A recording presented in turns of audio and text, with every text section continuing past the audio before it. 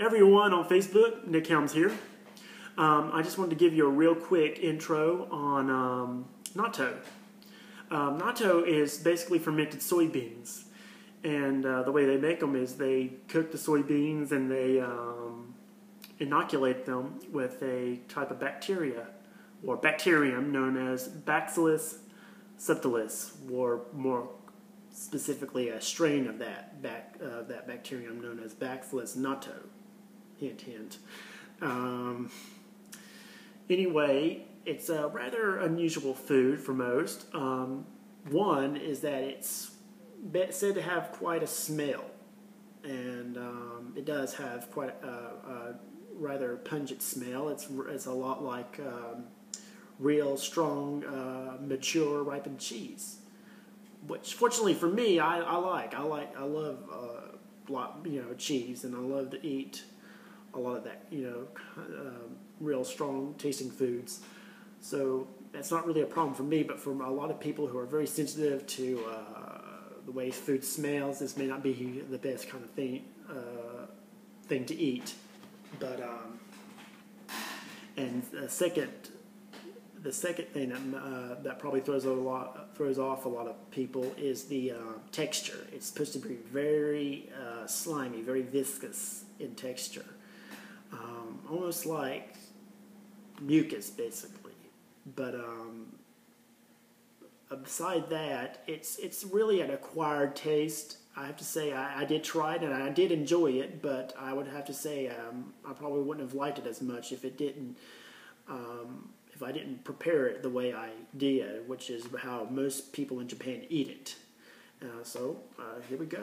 But before we do that, I want to give a real quick shout out to my good friend Krista Privet and her family, who are all the way over in Okinawa. They're stationed there. Her husband is a Marine, Cody.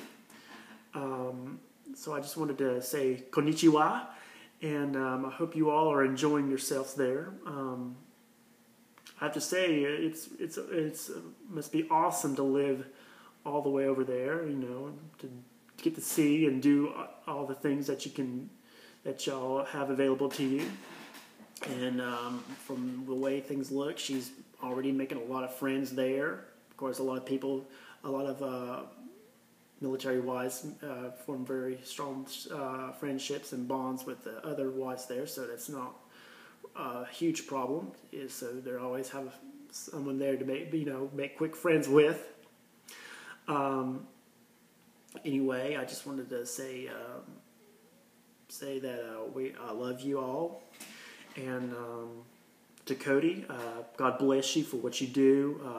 We're all I'm real proud of you for what you do for your country, for us, that you are always there to protect us, to ensure our freedoms are never encroached upon. But so Cody, Semper Fi, and Ura. All right, so let's get this started. Now, natto usually comes in little styrofoam packets like this. This is about one serving, and when you buy them, you can usually get them in about little bundle packs of about 3 or 4. This is a Okami brand. And I got this from marukai.com, which is a online Japanese grocer. So it's that was really quite convenient, except for the shipping and handling, which that was kind of a pain in the ass to pay for about $45. But when you get them, like I said, they come in little styrofoam packets like this. And what you do is you just simply open them like this. It can be a little challenging sometimes because they keep them real tight.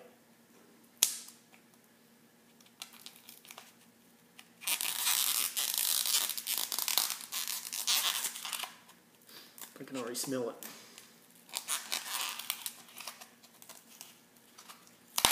Here we go. And there you are. You can see inside there's a little packet of, this is karashi, Japanese mustard. It's very hot, very spicy. It's a lot like Oriental mustard, like you get at the Chinese restaurants. Um, let's put that down right here. And this is basically all this is soy sauce, and it's been flavored. Ooh, you can already see the strands.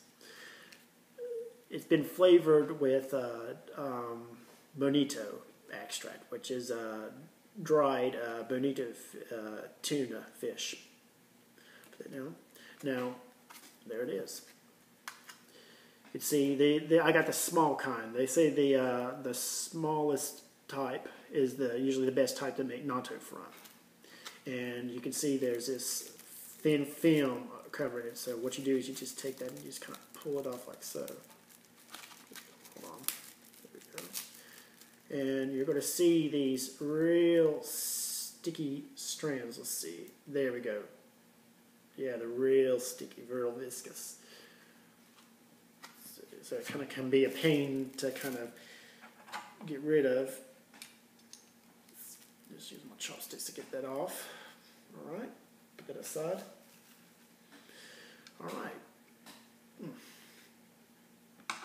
Now, what you do is you take your soy sauce. Let's open it up here.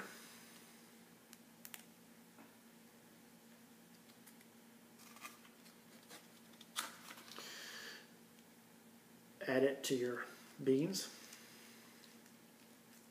like so.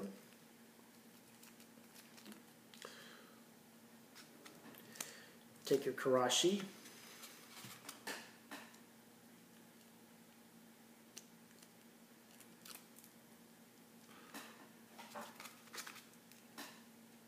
And add it.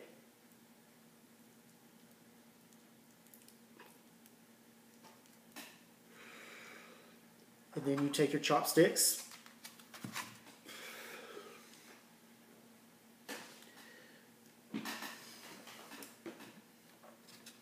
Oops. And you stir. And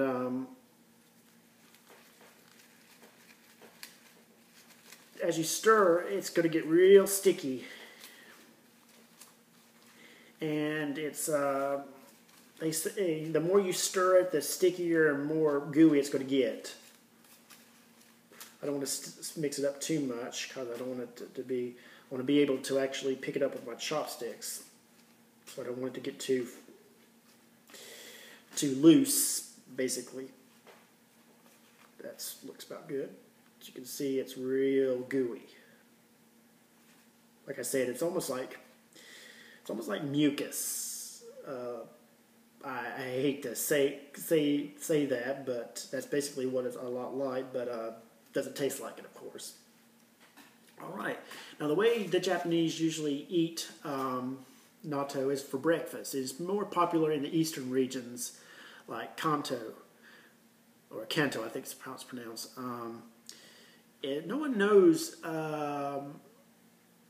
No one knows how it was where it was first created. The Chinese have their own version. The Koreans have their own version, but no one really knows. There's one story of in ancient Japan where I think it's a general or some military officer and his men were cooking soybeans for their horses, and they came under attack and they had to flee. So they packed up everything real quickly, and including the beans. They put the beans in these bags made of rice straw, woven rice straw, and after a couple of days, they decided to, they opened the bags up and they saw that the soybeans had fermented and were real sticky, and they decided to eat them.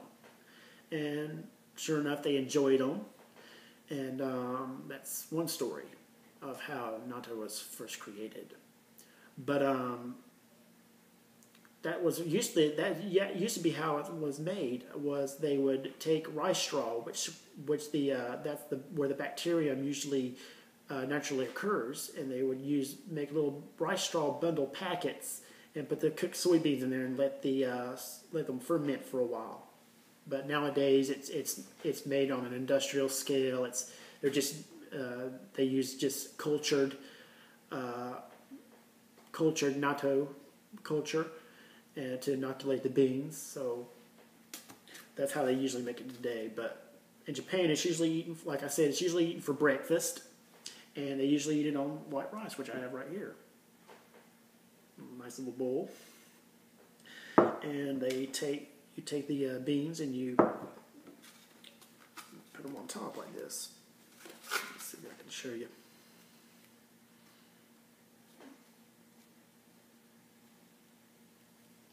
I know you can't see the rice, but I'll show you in a minute.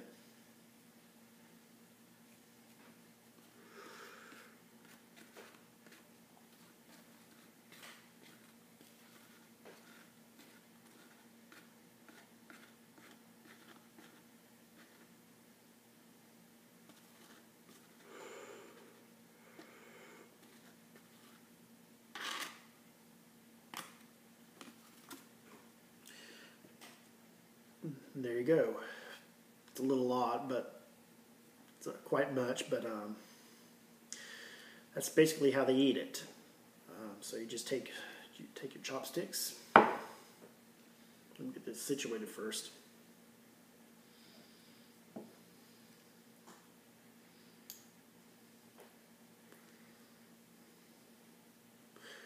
It can be quite a challenge to eat for some. Well, that was convenient, wasn't it? The strange just snapped. Just like so.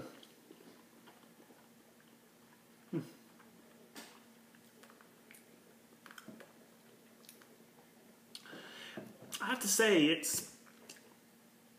has a little bit of a hint of actually coffee. There's some bitterness to it, but it probably wouldn't be as good without the mustard and the soy sauce, I have to say. But with the soy sauce and the mustard and the rice to kind of